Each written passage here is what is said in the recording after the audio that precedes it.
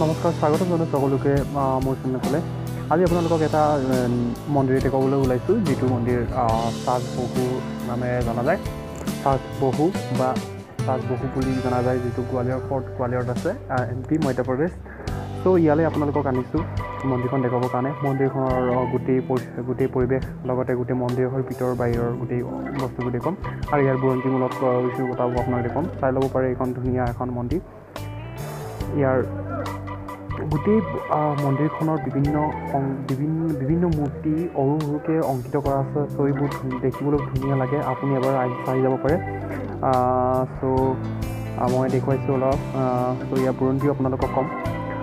গোৱালিয়ৰৰ পৰা ইয়াৰ আহিবলৈ হ'লে আপুনি গোৱালিয়ৰ ৰেলৱে ষ্টেচনৰ পৰা ইয়ালৈ আহিব পাৰে। ইয়াৰ বেছি দূৰ নহয়, অলপ দূৰ। আপোনাক 10 টকা ভাড়া ল'ব, 10 টকা নহয় 7 টকামান ল'ব। ত' 10 টকা ধৰি লওক, আপুনি 10 টকা লগত আপুনি অটো কোনোবা এটা লৈ আহিব পাৰে।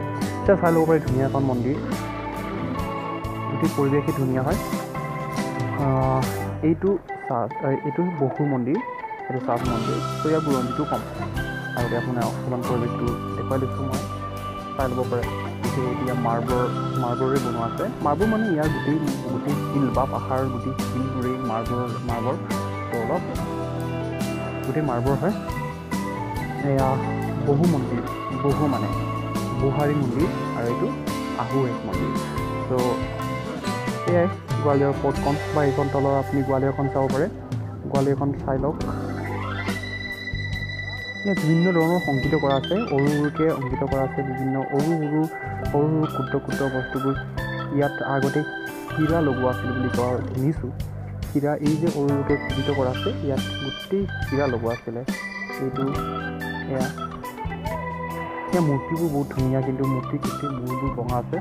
ভাঙিলে যে এইটো ঔৰংজেবে যে মোগলসকলে আক্ৰমণ কৰি ইয়াক ঔৰংজেবে গোটেই মূৰ্তিৰ ফলত ভাঙিছিলে আৰু ইয়াত প্লাষ্টাৰ কৰি দিছিল বুলি কৈছে। ত' পিছত ইংৰাজসকলে আহি ইয়াত প্লাষ্টাৰটো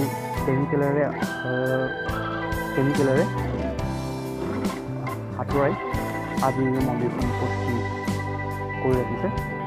ত' সেইখনেই হৈছে চাজবহু মন্দিৰখন। এয়া হৈছে ৰাজা মহিপালে 9 শতিকাতে ইয়াক নিৰ্মাণ কৰিছিলে। ত' ইয়াৰ এই মন্দিৰখনৰ আমি ফ্ৰণ্টতো দেখিব বা আইজোৱাখনত দেখিব বিভিন্ন ধৰণৰ মূৰ্তি সংকিত কৰা আছে। বিভিন্ন মূৰ্তি লগতে ভগৱানৰ মূৰ্তিবোৰ সজোৱা আছে। ওপৰত আছে ইয়াত বিষ্ণু মন্দিৰ বুলি কোৱা হয়। বিষ্ণু মন্দিৰ যিটো মহিপালৰ মাকে বিষ্ণু বিচাৰ কৰাৰ কাৰণে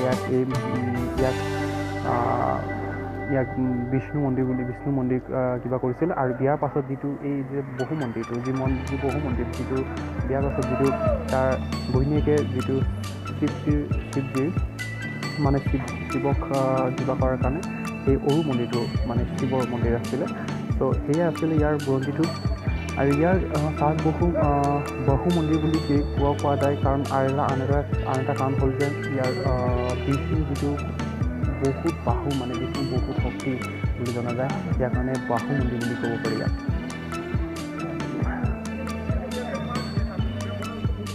এয়াই গোটেই পৰিৱেশটো আপোনালোকে চালে। মই ভিতৰৰ অংশটো দেখুৱাইছোঁ, চাই ল'ব পাৰে। এয়া ভিতৰৰ গোটেই মন্দিৰখনৰ প্ৰাংগণখন। এইখন বিভিন্ন ধৰণৰ সজোৱা আছে। ইয়াত আগতে হীৰা লগোৱা আছিলে। ত' এইটো সন্ধিয়া সময়ৰ পৰা গোটেই দিনটো জিলিকি থাকে। ত' এইখনেই হ'ল চাজবহু মন্দিৰখন। বিভিন্ন ধৰণৰ অংকিত কৰা আছে। মূৰ্তিবোৰ ঔৰংজেবৰ দিনতে এইবোৰ ভাঙি দিয়া হ'ল। ত' পাছত ইংৰাজসকলে আহি ইয়াক ধুনীয়াকৈ সজাই মেলি আজিৰ এই কৰিলে। ত' ব'লক ভিডিঅ'টো আকৌ নেক্সট পৰিৱেশটো চাওঁ বাহিৰৰ। এইখন বাহু মন্দিৰখনৰ ভিতৰৰ সম্পদটো মই আপোনাক দেখুৱাইছোঁ।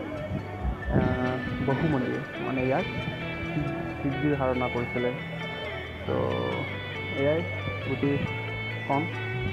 আশা কৰিছোঁ ভিডিঅ'টো ভাল লাগিলে লাইক কমেণ্টটো কৰিবই, লগতে শ্বেয়াৰ কৰি দিব।